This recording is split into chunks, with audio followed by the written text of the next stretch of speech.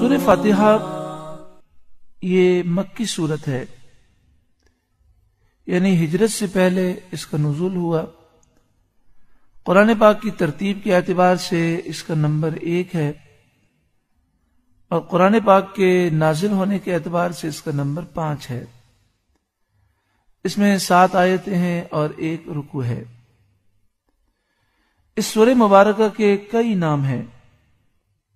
مفسرین نے 20 بلکہ بعض مفسرین نے اس سے زائد نام احادیث طیبہ کی روشنی میں لکھے ہیں، مثلا فاتحہ، فاتحۃ الکتاب، ام القرآن، سورۃ الکنز، کافیہ، وافیہ، شافیہ، شفا، 7 مثانی، نور وغیرہ۔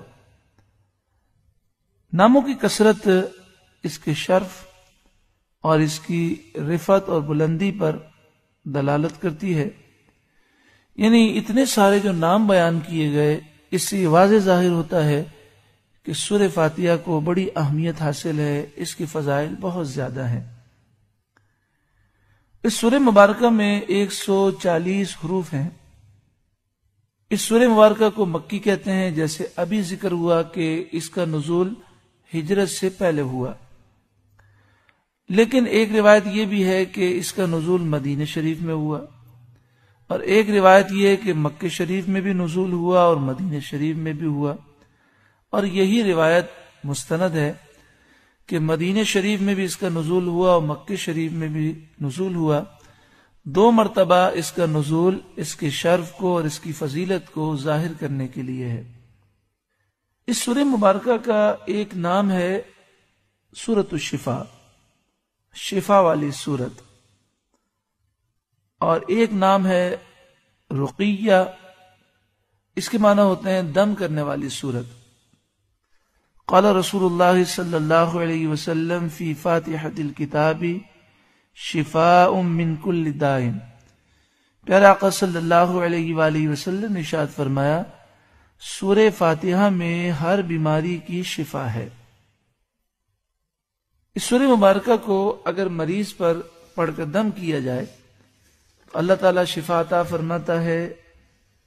اس موضوع پر بخاری شریف میں یہ واقعہ موجود ہے۔ بخاری شریف کتاب الطب، باب الرقا بفاتحۃ الکتاب، حدیث نمبر 5736، عن ابی سعید الخدری رضی اللہ تعالی عنہ، حضرت ابو سعید خدری رضی اللہ تعالی عنہ اس حدیث کے راوی ہیں، ان ناسا من اصحاب النبی اتوا علی حی من احیاء العرب، آپ فرماتے ہیں کہ چند صحابہ عربوں کے ایک قبیلے کے پاس پہنچے، ان کے سردار کو سانپ نے ڈس لیا تھا اور وہ مرنے کے قریب تھا، زہر پورے جسم میں سرایت کر چکا تھا، وہ تڑپ رہا تھا۔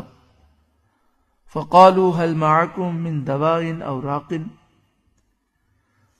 تو ایک کنیز آئی ان لوگوں کی طرف سے اور اس نے لوگوں کا یہ پیغام دیا کہ کیا آپ لوگوں کے پاس کوئی ایسی دوائی ہے؟ ہمارا جو سردار ہے وہ موت کے قریب ہے، سانپ نے اسے ڈس لیا ہے، اس کا کوئی علاج ہو سکے۔ او راقن، وہ کہنے لگی یا کوئی ایسا شخص ہو آپ میں جو ایسا دم کر سکے جس کی وجہ سے اسے شفا مل سکے۔ تو ایک صحابی اٹھے اور انہوں نے کہا کہ میں دم کرنا جانتا ہوں۔ تو وہ صحابی گئے اور انہوں نے سورہ فاتحہ پڑھی اور اس مریض پہ دم کیا۔ حدیث پاک میں ہے فَكَأَنَّمَا نُشِطَ مِنْ عِقَالٍ، بخاری شریف میں دوسرے مقام پر یہ الفاظ ہیں کہ وہ ایسا کھڑا ہو گیا، اس طرح وہ تندرست ہو گیا گویا کہ اسے کوئی بیماری نہ تھی۔ جیسے کسی کو رسی سے باندھا ہوا ہو، رسیاں کھول دی جائیں تو کیسے وہ کھڑا ہو جاتا ہے، اس طرح وہ کھڑا ہو گیا اور چلنے لگا اور ساری بیماری اس کی دور ہو گئی۔ تو پھر صحابہ کرام علیہم رضوان جب نبی کریم صلی اللہ علیہ وآلہ وسلم کی خدمت میں حاضر ہوئے اور اس بات کا ذکر کیا کہ سورہ فاتحہ جب ہم نے پڑھی تو اللہ تعالیٰ نے شفا عطا فرمائی، تو آپ نے ان کی تائید فرمائی۔ اس سے معلوم ہوا کہ سورہ فاتحہ کا دم مریضوں کے لیے بے حد مفید ہے۔ ایک دفعہ ہی پڑھ سکتے ہیں، لیکن افضل یہ ہے کہ 7 مرتبہ سورہ فاتحہ پڑھ کر دم کریں. یقین ہوگا انشاءاللہ تعالی اللہ تعالی ضرور شفا عطا فرمائے.